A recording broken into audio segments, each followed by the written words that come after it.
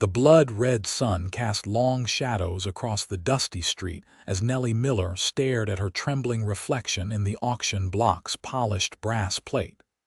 6 months pregnant with twins and newly widowed, she had never imagined such a fate.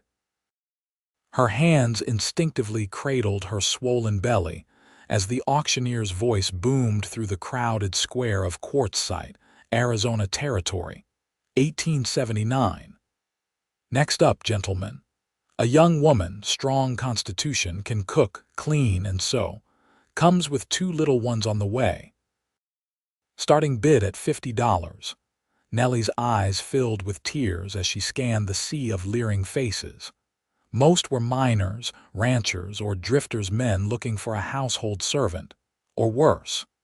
She had journeyed west with her husband Thomas only a year ago, full of dreams.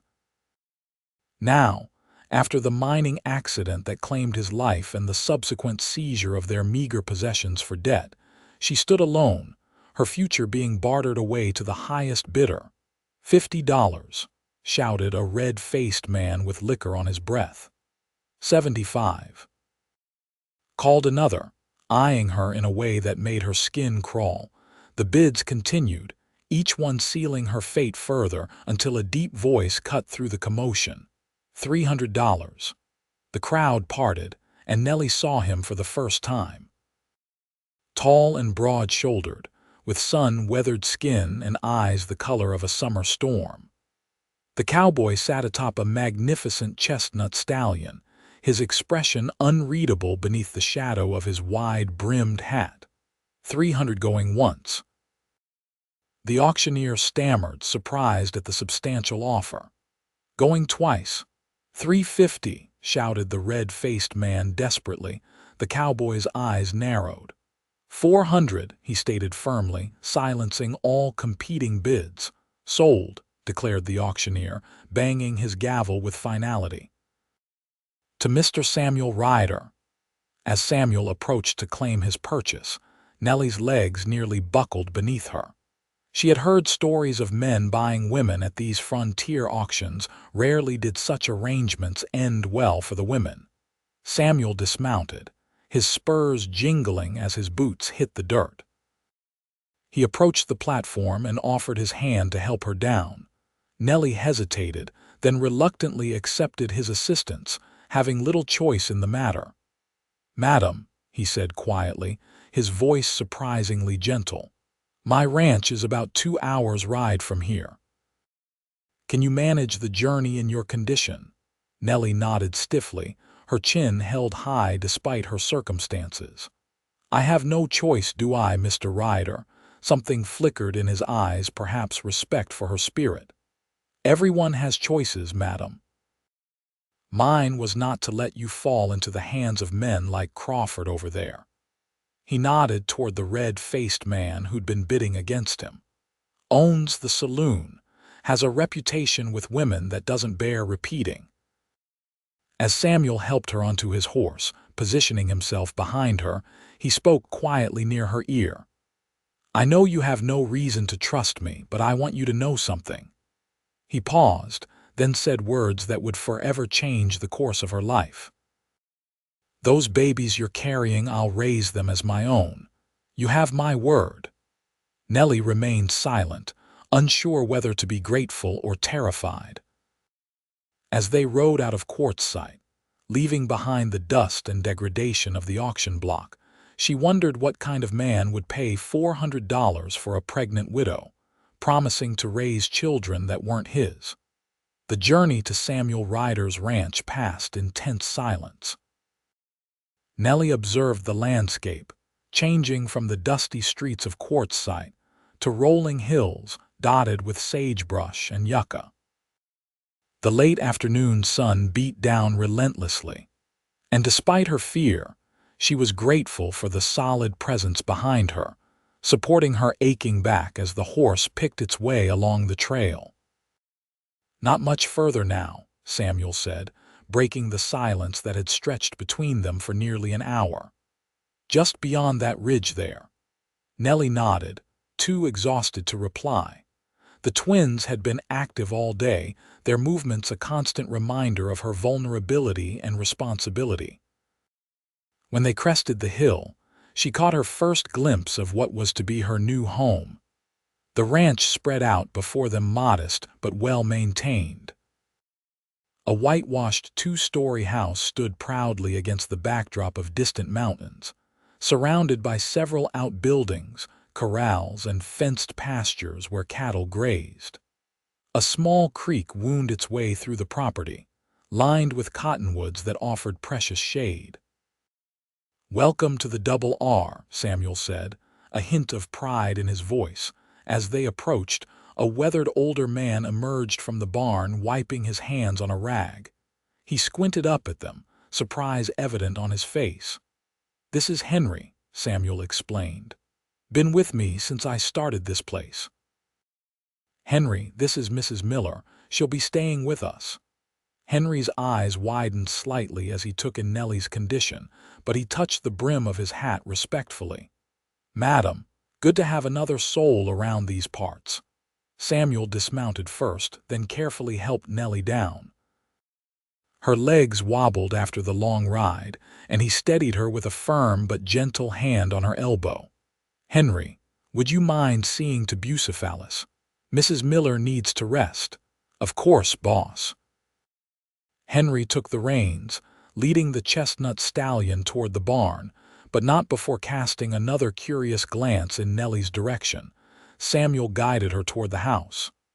"I know this isn't ideal," he said quietly, "but you're safe here." Inside, the house was surprisingly neat and comfortable. Simple furnishings, clean floors, and curtains at the windows spoke of a home rather than just a shelter. Samuel showed her to a bedroom on the first floor, clearly aware that climbing stairs would be difficult in her condition. "This will be your room," he said, pushing open the door to reveal a clean, simple space with a bed, dresser, and small writing desk near the window. "There's a washroom just down the hall. I'll have Henry bring up some hot water so you can freshen up." Nellie entered the room cautiously, taking in what was to be her sanctuary in this strange new place. "Mr. Ryder," she began, finally finding her voice, "I need to understand what your expectations are of me." Samuel's expression softened. "First off, please call me Samuel." "And my expectations?" He seemed to consider his words carefully. "I expect you to rest until those babies come. After that, if you're willing, I could use help with the cooking and keeping house. Henry tries, but his biscuits could break a window." His attempt at humor fell flat as Nellie's expression remained guarded. He sighed, running a hand through his hair. "Mrs. Miller, I want to be clear. I didn't purchase you for improper purposes. You'll have your own room, your privacy, and my respect. When those twins are born, I meant what I said. I'll help raise them. This place could use some young ones running around." "Why?" Nellie asked, the question that had been burning in her mind finally escaping. "Why would you do this for a stranger?" Samuel looked away for a moment, his gaze fixing on something distant. "Let's just say I know what it's like to be alone in this world when you're least prepared for it." He moved toward the door. "I'll have some supper sent in. You should rest." Before he closed the door, Nellie called out, "Nellie, my name is Nellie." Samuel smiled for the first time, a genuine smile that softened his weather-beaten features. "Welcome to the Double R, Nellie. Get some rest." Left alone, Nellie sank onto the bed, overwhelmed by the day's events. From the auction block to this unexpected sanctuary in the span of hours. She had no illusion she was still essentially this man's property by law. But something in Samuel Ryder's eyes told her he didn't see it that way. As darkness fell over the ranch, Nellie lay awake, listening to the unfamiliar sounds of cattle lowing in the distance and the whisper of wind through the cottonwoods. Her hand rested on her swollen belly, feeling the twins moving beneath her palm. "We're going to be all right," she whispered, trying to convince herself as much as her unborn children. We have to be. The days at the Double R fell into a pattern that, despite her initial wariness, Nellie found comforting. Samuel was true to his word, treating her with a distant respect that gradually allowed her to relax in his presence. Each morning, he would be gone before dawn to tend to the cattle, returning mid-morning for a quick meal before heading out again until sunset. Henry, she discovered, was more than just a ranch hand. The older man had been with Samuel since he acquired the ranch 5 years earlier, following the death of Samuel's father. His gruff exterior concealed a kind heart, and he took it upon himself to ensure Nellie had everything she needed, often bringing her wild herbs and berries he collected on his rounds. "These'll help with the swelling in your ankles," he told her one afternoon, setting a bundle of dried leaves on the kitchen table. "My sister had 6 young uns, and this tea got her through every time." 2 weeks after her arrival, Nellie had taken over the cooking duties, despite Samuel's insistence that she should rest. "I'm pregnant, not invalid," she had declared firmly, and he had backed down, a hint of admiration in his eyes. It was during these meals that Nellie began to learn more about her benefactor.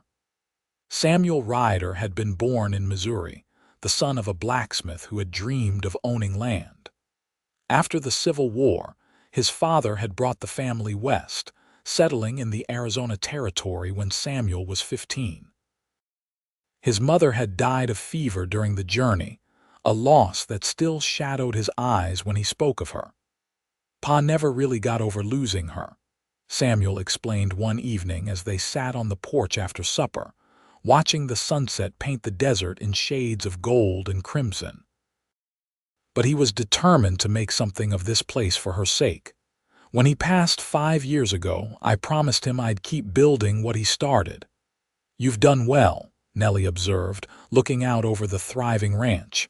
"He would be proud." Samuel's gaze lingered on her face for a moment longer than usual. "What about you, Nellie? You've told me about your husband and your journey west, but not much about before." Nellie sighed, her hand automatically moving to her belly as one of the twins delivered a particularly energetic kick. "Not much to tell. I grew up in Pennsylvania. My father was a schoolteacher. When he died, my mother and I struggled. She remarried, but my stepfather was." She hesitated. "He wasn't a kind man. When Thomas Miller came through town working on the railroad and asked me to marry him, I saw my chance to escape." "And you loved him?" Samuel asked quietly. "I grew to," Nellie admitted honestly. "He was a good man. Ambitious, perhaps overly so. That's what brought us west, stories of silver strikes and fortunes to be made. But the mine collapsed before he could prove his claim, and suddenly I was alone with his debts and—" She gestured to her pregnant form. "The creditors took everything," she continued. "Said a woman couldn't inherit a mining claim anyway. When I couldn't pay the boarding house, the owner suggested the auction as a way to secure my future." Her voice grew bitter, as if selling myself was the only option. "It wasn't right," Samuel said, his jaw tightening. "None of it." "Few things are right or wrong out here," Nellie replied. "They just are. We survive as best we can." She looked directly at him. "That's what I intend to do, Samuel. Survive. For my children." "Our children," he corrected gently. "At least as far as the world needs to know. It'll be easier for them that way." Nellie studied his face in the fading light, trying to understand this enigmatic man who had rescued her from a fate worse than death, yet asked so little in return. "Why do you care so much about children you've never met? Children who aren't yours by blood?" Samuel was quiet for so long that Nellie thought he might not answer. When he finally spoke, his voice was rough with emotion. "I was married once. Her name was Elizabeth. We were expecting our first child when influenza swept through the territory 3 years ago. I lost them both in the span of a week." Nellie's heart constricted with sudden understanding. "Samuel, I'm so sorry." He shook his head slightly. "When I saw you on that auction block, I couldn't walk away. Maybe it was selfish. Maybe I thought saving you would somehow make up for not being able to save them." Without thinking, Nellie reached out and covered his hand with hers the first time she had initiated contact between them. "It wasn't selfish. It was the most selfless thing anyone has ever done for me." Their eyes met and held in the gathering darkness, a moment of perfect understanding passing between them.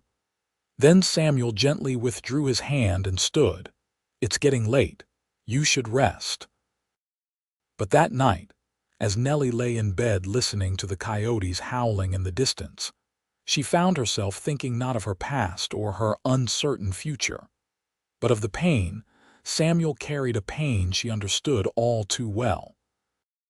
In that realization, something shifted between them, though neither would acknowledge it just yet. As her pregnancy advanced, Nellie's mobility became increasingly limited.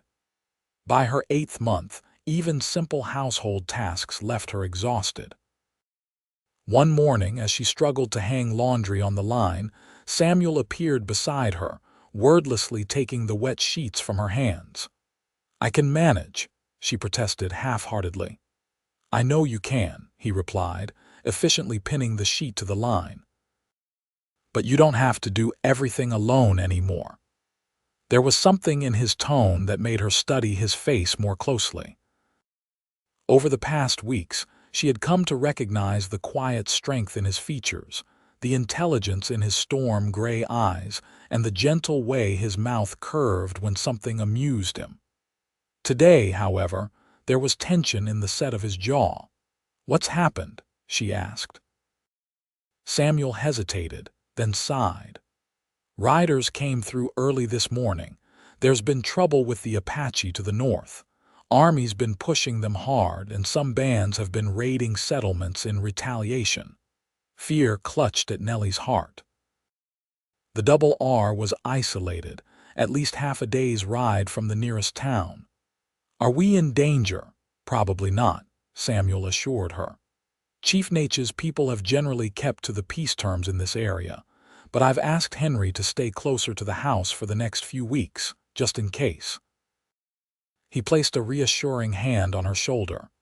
"I won't let anything happen to you or the babies, Nellie, I promise." She believed him. Somehow, in the span of just a few weeks, this man had become her protector, her provider, and perhaps, though she scarcely dared admit it even to herself, something more. That evening, a sudden summer storm swept across the desert, bringing much-needed rain but also fierce winds that rattled the windows of the ranch house. Nellie had just finished cleaning the kitchen when a particularly violent gust caused the front door to burst open, slamming against the wall with a crash that made her jump. Samuel rushed from his office to secure the door, struggling against the wind. When he finally managed to close it, he was soaked to the skin, his shirt clinging to the muscled contours of his chest and shoulders. "Quite a blow," he commented, running a hand through his wet hair. "Reminds me of the hurricanes we'd get back east sometimes." Nellie brought him a towel. "You should change before you catch cold." Their fingers brushed as he took the towel, and neither pulled away immediately. Something electric passed between them in that brief contact, something that had been building gradually since the day he'd brought her to the Double R. "Nellie," Samuel began, his voice dropping to a lower register that sent an unexpected shiver through her. Before he could continue, a blinding flash of lightning illuminated the room, followed almost instantly by a deafening crack of thunder. Nellie gasped, instinctively stepping closer to Samuel, who steadied her with a hand at her waist. "It's all right," he murmured. "Just the storm." But they both knew it wasn't just the storm that had her heart racing. For several long moments, they remained standing close together, his hand warm against the small of her back, her face tilted up to his. The air between them seemed charged with possibilities, Then one of the twins delivered a powerful kick that made Nellie wince, breaking the spell. Samuel's expression shifted to concern. "Are you all right?" She managed a small laugh. "Yes, someone's practicing for the rodeo in there." His smile returned, but there was something wistful in it now. "You should sit down. Can I bring you some tea?" And just like that, the moment passed, though Nellie found herself wondering what might have happened if the baby hadn't kicked just then. As she settled into the rocking chair by the fireplace, watching Samuel stoke the flames to ward off the sudden chill brought by the storm, she realized with startling clarity that she was falling in love with him. The thought should have terrified her. She was still, in the eyes of the law, his property purchased at auction like a piece of livestock. Her husband had been dead less than 6 months. She was carrying another man's children. And yet, none of those facts seemed to matter when Samuel looked at her the way he had moments ago, as though she were precious beyond measure. For his part, Samuel seemed determined to maintain the careful distance he had established between them. If his gaze lingered on her more often, if his hand sometimes brushed hers when passing the salt at dinner, he made no mention of it, and neither did she. There was too much at stake: her security, her children's future, to risk on feelings that might not be returned. But the storm that night had shifted something fundamental between them, creating a current of awareness that neither could entirely ignore in the days that followed. A week later, Nellie awoke before dawn with a sharp pain radiating across her abdomen. She lay still, waiting to see if it would pass. When it didn't, fear gripped her. It was too early. The twins weren't due for at least 3 more weeks. Another contraction seized her, stronger than the first. She tried to call out, but her voice emerged as little more than a whisper. Gathering her strength, she managed to swing her legs over the side of the bed and stand, only to double over as another wave of pain swept through her. "Samuel," she called, her voice stronger now, edged with panic. Within moments, she heard rapid footsteps in the hallway, then her door burst open. Samuel stood there, hastily dressed in trousers and an unbuttoned shirt, his hair tousled from sleep. One look at her face told him everything. "The babies." Nellie nodded, gasping as another contraction gripped her. "It's too early." Samuel was at her side in an instant, supporting her weight as her knees buckled. "Let's get you back to bed. I'll send Henry for the doctor." "No time," she gasped, clutching his arm. "It's happening too fast." "Samuel, I'm scared." The naked fear in her eyes seemed to steady him. "You can do this, Nellie. We can do this." He helped her back to the bed, then hurried to the door, calling for Henry. The old ranch hand appeared moments later, taking in the situation with a quick glance. "Baby's coming early." "Ride for Dr. Prescott in Quartzsite," Samuel ordered. "Fast as you can." Henry nodded grimly. "Wind's still high from that storm. Might take longer than usual." "Just go," Samuel urged, already returning to Nellie's side. The next hours passed in a blur of pain and fear for Nellie. Samuel never left her side, wiping her brow with a cool cloth, holding her hand through contractions that seemed to tear her apart, and murmuring encouragement when she felt she couldn't go on. "You're the strongest woman I've ever known," he told her as dawn broke, painting the room in soft golden light. "These babies are lucky to have you as their mother." The first twin, a boy, arrived just as the sun cleared the horizon. His cry, thin but determined, was the most beautiful sound Nellie had ever heard. Samuel carefully cleaned and wrapped the infant, his large hands surprisingly deft with the tiny, squirming form, before placing him in Nellie's arms. "He's perfect," Samuel whispered, his voice thick with emotion. "Looks just like his mama." Nellie had only a moment to marvel at her son's tiny features before another contraction reminded her that their ordeal was only half over. She reluctantly allowed Samuel to take the baby, placing him in a makeshift cradle nearby. The second twin, another boy, proved more difficult. After an hour of increasingly exhausting labor, Nellie's strength was flagging. "I can't," she sobbed, her face pale with exhaustion. "Samuel, I can't do it." "Yes, you can," he insisted, his voice firm but gentle. "I'm right here with you, Nellie. I'm not going anywhere." Something in his words gave her renewed strength. With one final, monumental effort, she brought her second son into the world. Unlike his brother, this baby didn't cry immediately. Nellie watched in terror as Samuel turned the tiny blue form in his hands, gently rubbing the baby's back. "Come on, little one," he urged. "Your mama needs to hear you." For one horrible moment, Nellie thought she had lost her second son. Then, miraculously, the baby gasped and let out a feeble cry that quickly strengthened. "That's it," Samuel encouraged, relief evident in every line of his body. "That's a strong boy." When both twins were cleaned, wrapped, and nestled against Nellie's chest, Samuel sat beside the bed, his expression a mixture of awe and something deeper, more profound. "Thank you," Nellie whispered, tears streaming down her face. "I couldn't have done this without you." Samuel reached out, gently brushing a strand of damp hair from her forehead.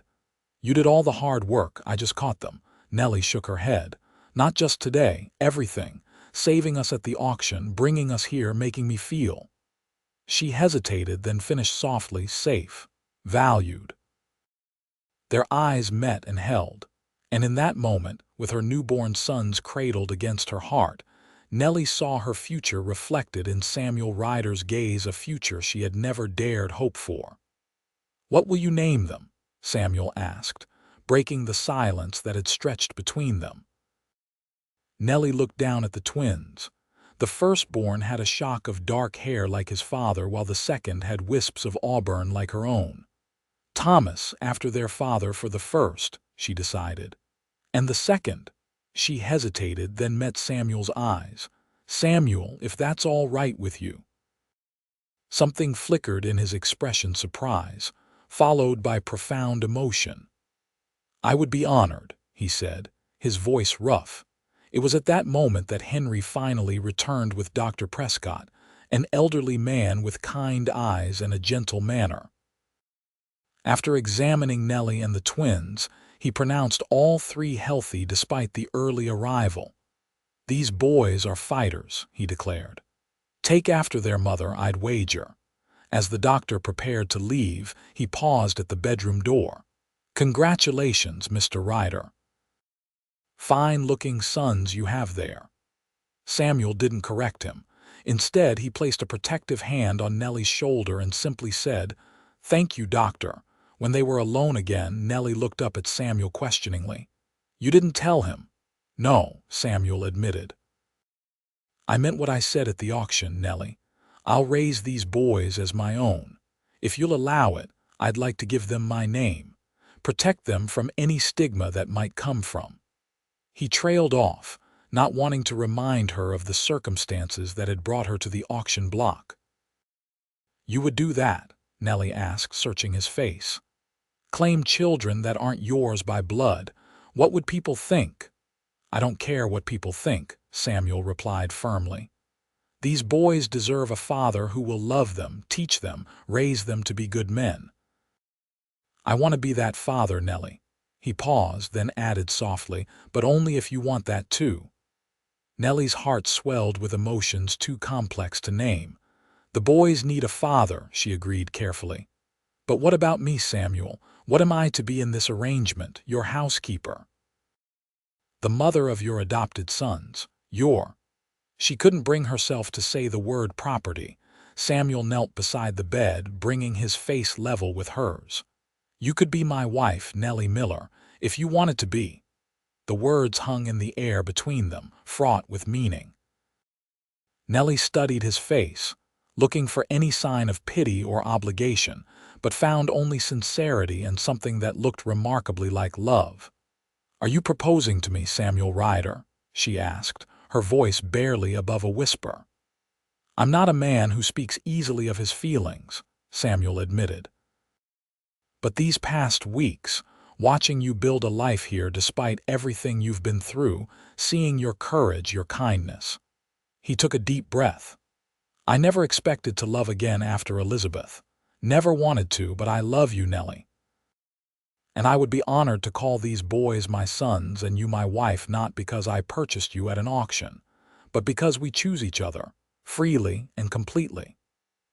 Tears spilled down Nellie's cheeks as she shifted one of the sleeping twins to free her hand, reaching out to touch Samuel's face.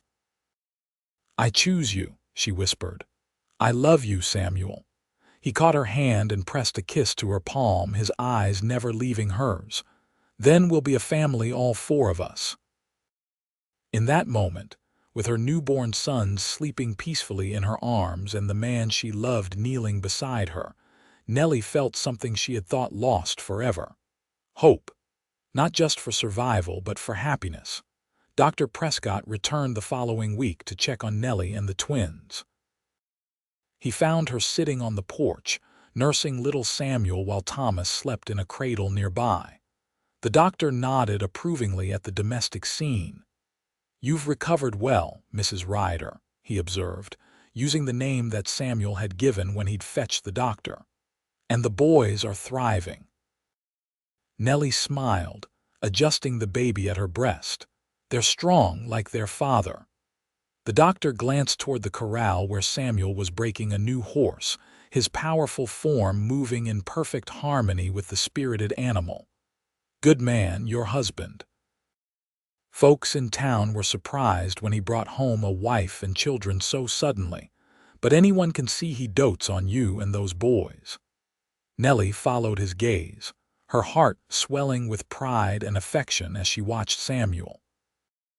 In the week since the twins' birth, he had been unfailingly attentive, getting up in the night to bring her the babies for feeding, changing them without complaint, and even reading to them from his dog-eared copy of Shakespeare's sonnets. We're very fortunate, she agreed softly. When do you plan to make it official? The doctor asked casually. The marriage, I mean. Nellie's attention snapped back to him, her cheeks coloring slightly. She had almost forgotten that her relationship with Samuel existed in a curious limbo. He had proposed, and she had accepted, but they had not yet formalized their union. Given the circumstances of their meeting and her recent childbirth, they had agreed to wait. Soon, she replied. We wanted to wait until the boys were a bit stronger for the journey into town. The doctor nodded understandingly. Sensible, though if you'd prefer, I could speak to Reverend Walsh about coming out to the ranch. Might be easier with the little ones. The idea appealed to Nellie, who was still recovering herself. That's very kind, Doctor. I'll discuss it with Samuel. After the doctor departed, Nellie broached the subject with Samuel as they sat together after supper, the twins sleeping peacefully in their cradle nearby. Doctor Prescott suggested Reverend Walsh might come to the ranch to marry us, she explained, watching his reaction carefully. If you still want to, that is. Samuel set down his coffee cup, his expression serious. Of course I still want to. I was only waiting until you felt ready. He reached across the table to take her hand. Nellie, I need you to understand something. What happened at that auction, it doesn't define us. I may have paid money to prevent something terrible from happening to you, but I don't own you. You're free to stay or go as you choose. Nellie squeezed his hand. I choose to stay, to be your wife, to raise our sons together. She emphasized the word "our" deliberately. But Samuel, there's something I need to ask you. Anything, he promised. The paper they gave you at the auction, the bill of sale. Her voice faltered slightly on the humiliating words. I want to burn it, before we marry. I don't want that shadow hanging over us. Understanding dawned in Samuel's eyes. He rose from the table and went to his office, returning moments later with a folded document. Without a word, he handed it to Nellie, then struck a match and held it out to her. Nellie took the match with a trembling hand and touched it to the corner of the paper. As the flames consumed the document that had once represented her bondage, Samuel knelt beside her chair. "There," he said softly. "Now there's nothing between us but what we choose to give each other." Tears blurred Nellie's vision as she leaned forward to kiss him a real kiss, their first, filled with promise and newfound freedom. When they parted, Samuel rested his forehead against hers. "I'll ride into town tomorrow and speak to the Reverend," he murmured. "How does Saturday sound for a wedding?" Nellie smiled through her tears. "Perfect." Saturday dawned clear and bright, with a hint of autumn crispness in the air. Henry had ridden to the neighboring ranches to invite the scattered families of the area, while Samuel had personally fetched Reverend Walsh from Quartzsite that morning. By noon, the yard of the Double R was filled with wagons and horses as families from miles around gathered for the wedding. The women had taken over the kitchen, preparing a feast, while the men set up tables and benches under the cottonwoods by the creek. In her room, Nellie stood before the mirror, hardly recognizing the woman reflected there. The simple ivory dress, hastily sewn by the wife of a neighboring rancher, complemented her auburn hair, which had been arranged in soft curls around her face. The past 2 months had transformed her from a desperate, frightened widow to a woman filled with purpose and, incredibly, joy. A soft knock at the door announced the arrival of Mrs. Peterson, the rancher's wife who had helped with her dress. "It's time, dear," the older woman said warmly. "Your groom is waiting, and those handsome little boys of yours are all dressed up in their Sunday best." Nellie took a deep breath and followed Mrs. Peterson out to the yard, where the guests had gathered in a semicircle around Reverend Walsh and Samuel, who stood beneath an arch of autumn wildflowers that Henry had surprisingly arranged that morning. As Nellie approached, carrying little Thomas while Mrs. Peterson's daughter followed with baby Samuel, the assembled guests fell silent. Nellie had eyes only for Samuel, standing tall and proud in his best suit, his storm-gray eyes fixed on her with an expression of such tenderness that it nearly took her breath away. The ceremony was simple but heartfelt. When the Reverend asked, "Who gives this woman in marriage?" Henry stepped forward with unexpected dignity. "She gives herself," the old ranch hand declared, "as is her right, but I'm proud to stand for her today." Nellie's eyes filled with tears of gratitude as she handed Thomas to Henry and took her place beside Samuel. When they exchanged vows, promising to love, honor, and cherish one another for all their days, the words felt not like a formality but a sacred covenant between them. "I now pronounce you husband and wife," Reverend Walsh declared, beaming at the couple. "Mr. Ryder, you may kiss your bride." Samuel's kiss was gentle but filled with promise, and the gathered guests erupted in cheers and applause. As they turned to face their friends and neighbors, Nellie felt a sense of completeness she had never known before. With Samuel's arm around her waist and their sons being passed among the admiring guests, she knew she had found not just safety, but love, a love born from compassion and grown into something deep and enduring. The celebration lasted well into the evening, with music provided by a fiddle player from a ranch 10 miles to the east. As twilight descended over the Double R, Samuel led Nellie in a dance beneath the stars, their bodies moving in perfect harmony. "Happy, Mrs. Ryder," he murmured against her ear. "More than I ever thought possible," she replied honestly. Later, after the guests had departed and the twins were settled for the night, Samuel carried Nellie across the threshold of his bedroom, now their bedroom, the final step in making their union complete. As he laid her gently on the bed, his eyes darkened with desire, but also with reverence. "I love you, Nellie," he whispered as he bent to kiss her. "I'll spend the rest of my life making sure you never regret choosing me." In the soft lamplight, they came together as husband and wife, their bodies expressing what words could not fully convey: the miracle of finding love in the most unexpected circumstances, and the promise of a future built on the foundation of that love. The years that followed brought both joys and challenges to the Ryder family. The double R prospered under Samuel's careful management, and the twins grew into sturdy, curious boys who followed their father everywhere, learning the ways of the ranch from the moment they could walk. On the twins' second birthday, Nellie discovered she was expecting again.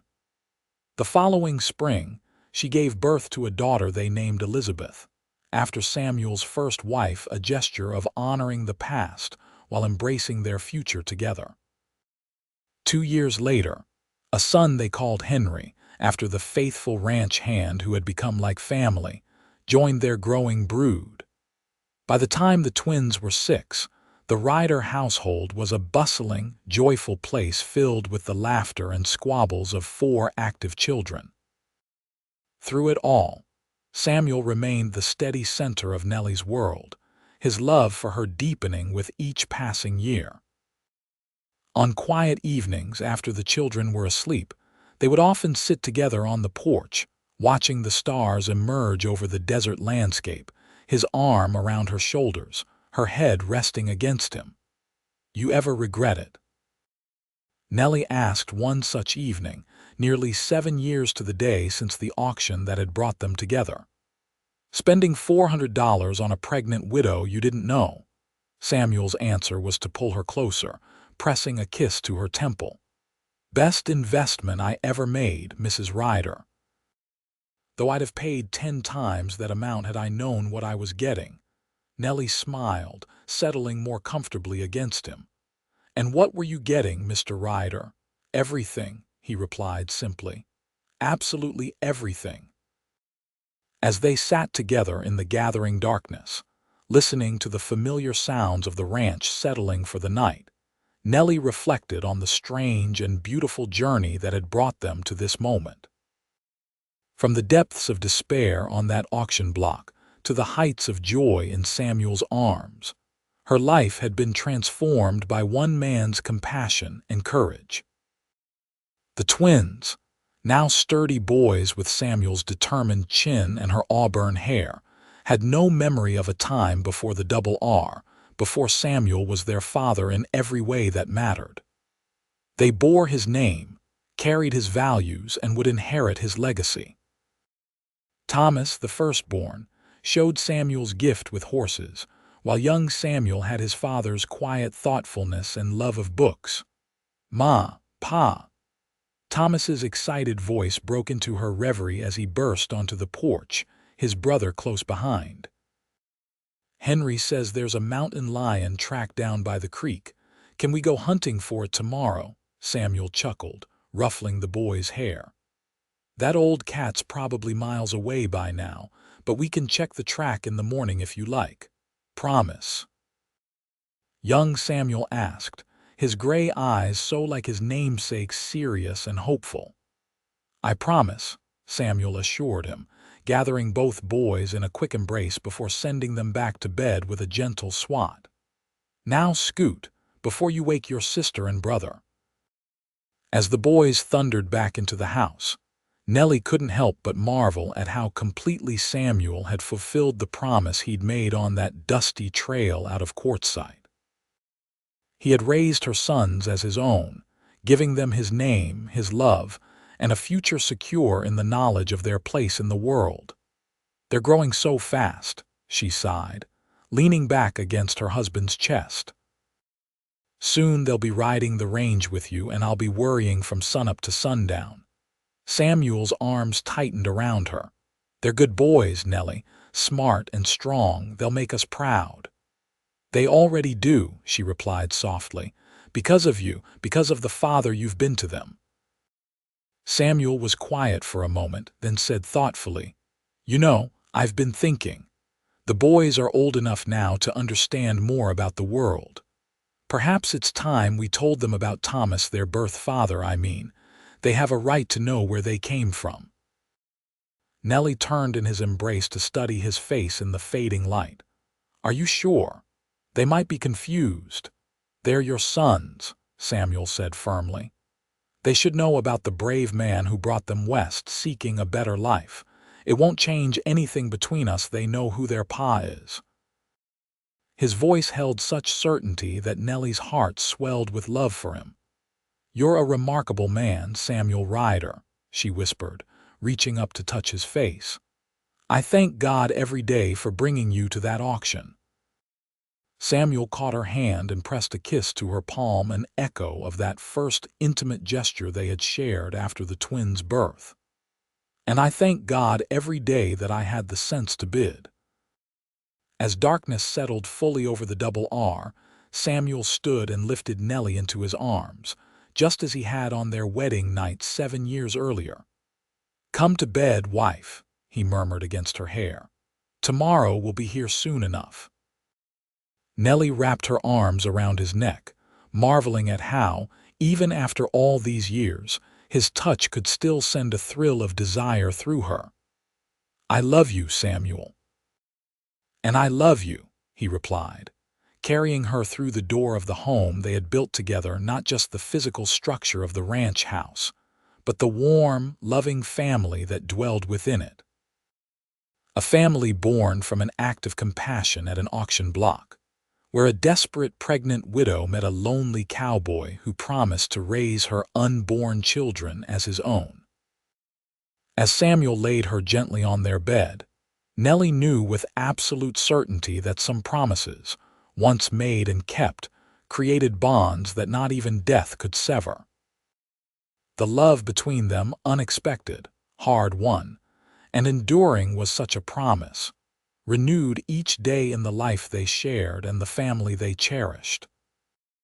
In the soft lamplight of their bedroom, with the sounds of their sleeping children drifting from down the hall, Nellie and Samuel Ryder came together once more, celebrating the miracle of second chances and the power of love to transform lives even in the harsh and unforgiving landscape of the Arizona Territory, where an auction block had become the unlikely foundation for a lifetime of happiness.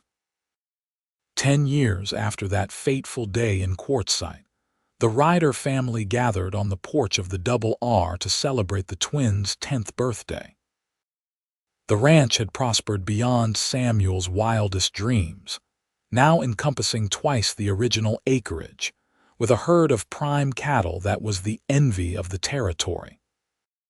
Thomas and Samuel Jr., tall for their age and sun-browned from days spent in the saddle, proudly showed off the new rifles their father had given them, their first real firearms after years of practice with BB guns.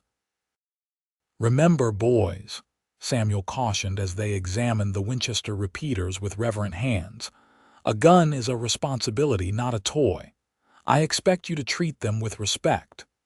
"Yes, sir," they chorused, their expressions serious beneath their excitement. 8-year-old Elizabeth, a miniature version of Nellie with the same auburn hair and determined chin, watched enviously. "When do I get a rifle, Pa?" she demanded, hands on her hips. Samuel bit back a smile. "When you're 10, same as your brothers." "That's not fair. I'm a better shot than Tommy already, and I'm only using the BB gun." Nellie exchanged an amused glance with Samuel over their daughter's head.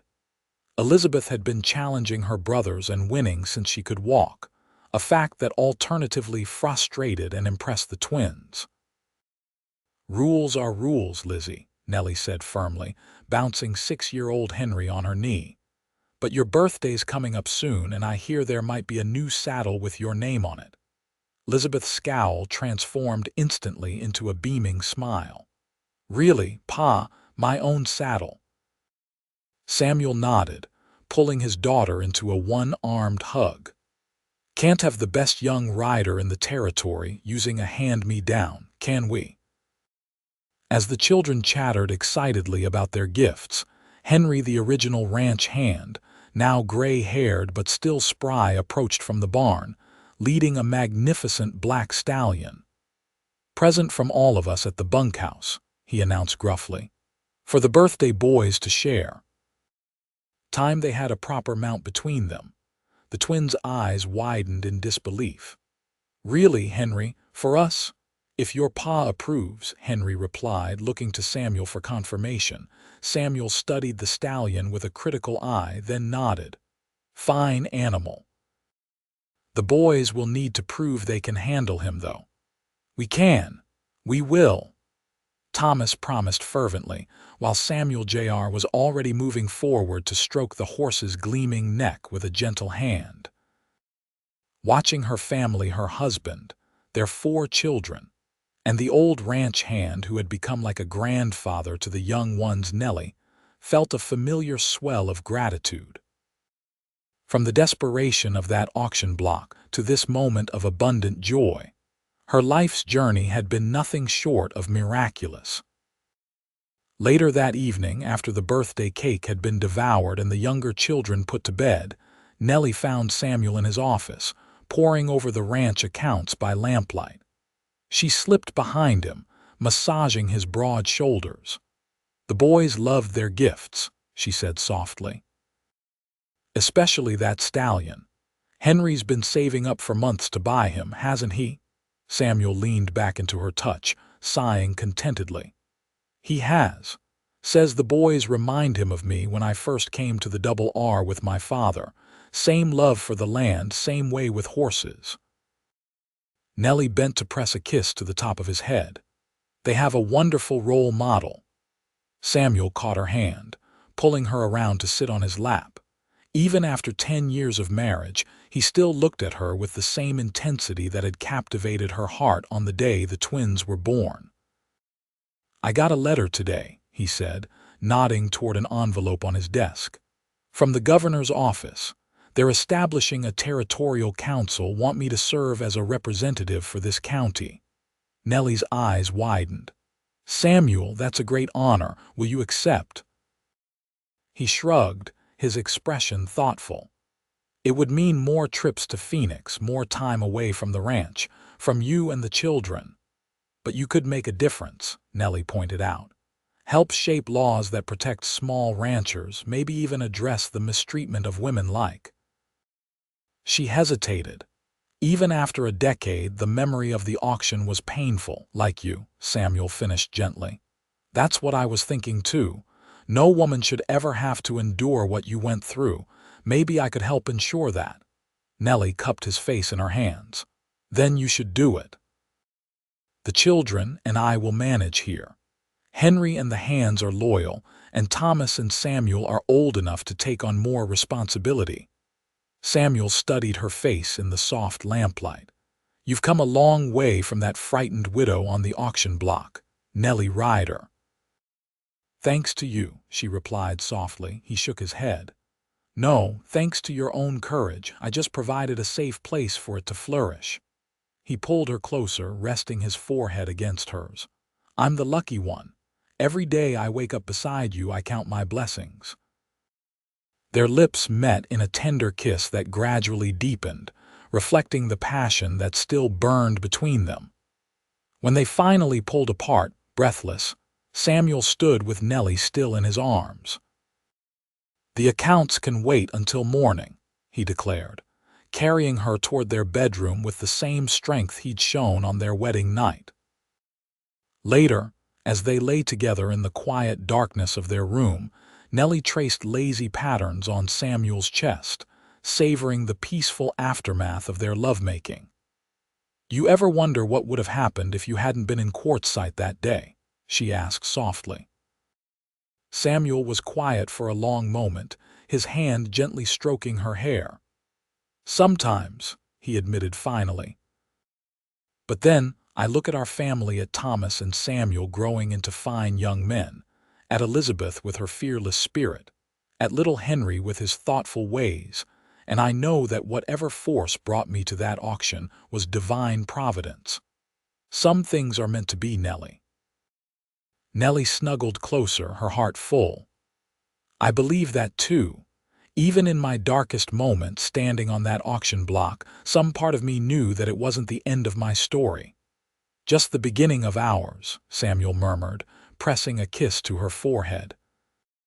As they drifted toward sleep, wrapped in each other's arms beneath the quilt Nellie had stitched during her first winter at the Double R, the sounds of the ranch settled around them, the distant lowing of cattle, the whisper of wind through the cottonwoods, the peaceful breathing of their children in nearby rooms. From the most unlikely of beginnings, an auction block in a dusty frontier town had grown a love story for the ages, proving that even in the harsh realities of the Wild West, compassion, courage, and commitment could create a legacy of love that would endure for generations to come. The next morning, as dawn painted the eastern sky in shades of pink and gold, Nellie stood on the porch watching Samuel ride out with the twins to check the herd in the north pasture. The boys sat tall in their saddles, flanking their father like miniature versions of the man who had raised them to be strong, kind, and honorable. "Be back for dinner," she called after them, receiving 3 waves in acknowledgement before they disappeared over the ridge. With a contented smile, Nellie turned back to the house, not just a dwelling, but a home filled with love, laughter, and the promise of a future as vast and bright as the Arizona sky. In the end, she reflected, it wasn't the circumstances of their meeting that defined them, but the choices they had made each day since to love, to forgive, to build something beautiful together. And as she stepped back into the warmth of the home, she shared with Samuel Ryder, the man who had once said, "I'll raise them as my own," about her unborn twins. Nellie knew with absolute certainty that some promises, once made and kept, created bonds that would last for eternity.